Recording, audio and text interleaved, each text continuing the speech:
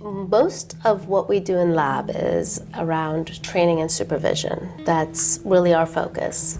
But we realized earlier on, I think somewhere about 10 years ago, I realized that when we do behavior skills training, we get excellent outcomes. But we're not able to always use behavior skills training. There are folks that we don't have access to. It's not necessarily time efficient, which means it's not cost effective.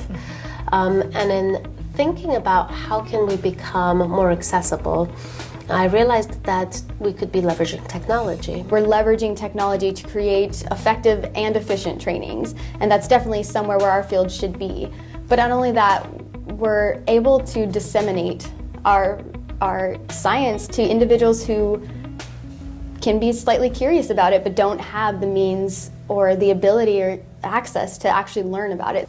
When I first came to the lab, I realized that we do a lot of things in the lab, but the general public doesn't really know a lot of the things that we do. And so we achieved this goal of kind of dissemination through the creation of YouTube videos. We're going to be launching a podcast in the future. We revamped our website so that it has more of our projects kind of readily available. And the purpose of all of this is to show that you can have a presence online, and ABA can have a presence online. And we want to bring materials and resources to people who normally wouldn't have access. Why robot or why virtual reality where you have an actual person maybe can act it out? For several reasons. One, I think that when we are interested in people working with children with problem behaviors or self-injury, when we're teaching people to do functional analyses, for example, a part of what's scary is being across of a kid who may harm themselves. That's a part of what we are worried about. And when we ask actors to behave as such, I'm not sure that they can continuously self-injure or be systematic about that across different people when they're acting, whereas the robot can throw a shit fit over and over and over again, or bang its head against something over and over again. That's one of the reasons I think that I got interested in using technology for some of the simulations. We're seeing human behavior, getting a chance to study in a way that we haven't been able to do so in the past. So utilizing technology has opened up a whole new world for us, and I think that's really exciting.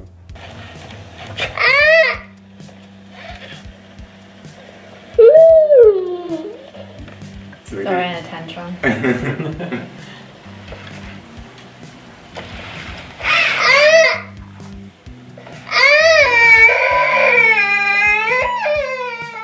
We're interested in finding out what will a caregiver do when functional communication stops working, and by using the robot to put them under these different schedules where one procedure like functional communication is effective in reducing problem behavior, and then putting on extinction, we could study their responses and see if they're going to engage in behaviors that may have been reinforced in the past, such as using reprimands with their child, or in some other form of punishment which is going to be less effective and isn't going to help the child in the long run, so that we can help identify when a parent is likely to fall back to previous behaviors, and step in at that point. So we could look at what variables need to be fixed, whether it's some maintenance training so that they can implement differential reinforcement and have more success, or just looking at how the child's behavior is being influenced by their environment. I started to look into artificial intelligence and robotics, and since I took that journey, many other good things have come to my lab as a whole. I think you probably heard about a few of the projects that we're taking on, all of which again are around training and supervision. Our lab recently had the opportunity to develop an online course to teach individuals who want to go into the RBT position or potentially go into the RBT position. This is an online course offered at Moore Park Community College, and it gives these individuals the opportunities to acquire the skills necessary for the RBT exam and competency assessments. And in preparation for developing this online course, we looked through literature to see what exactly is needed to create an effective training online. So we found, of course, using immediate feedback when they're answering questions, as well as including videos that include both examples and non-examples of behaviors you would want to see, and using both text and auditory narration, so they get both modalities, and the use of multimedia to make it fun and exciting and engaging for students.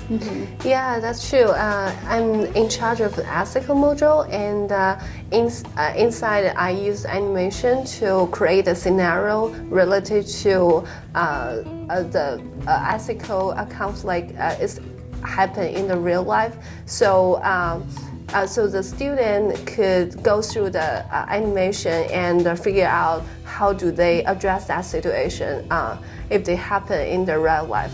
So, and we got really positive feedback from the student, so that's awesome. And they say it's very interesting,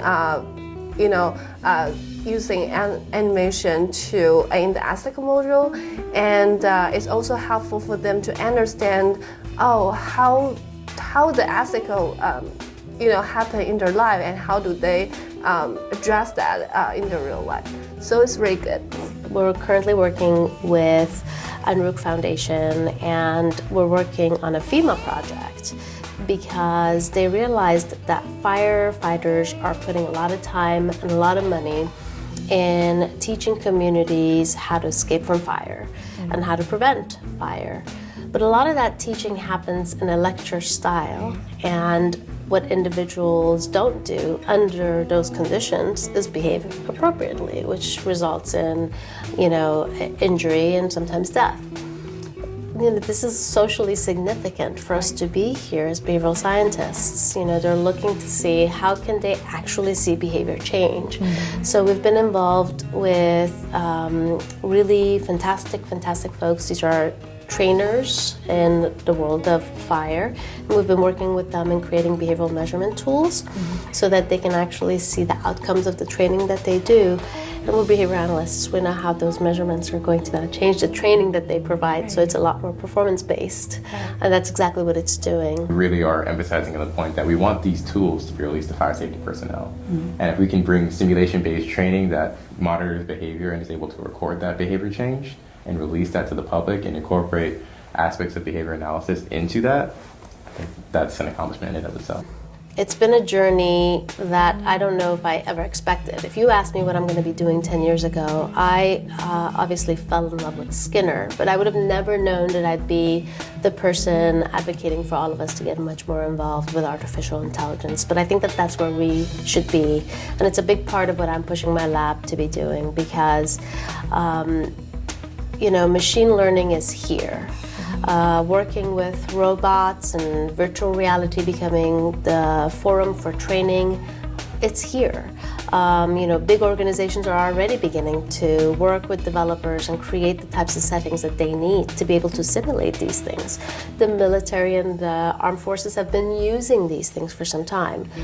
We should be involved as behavior analysts. We understand behavior, we know how to measure behavior, we know how to help people program for generalization of skills, which they struggle with in these simulations.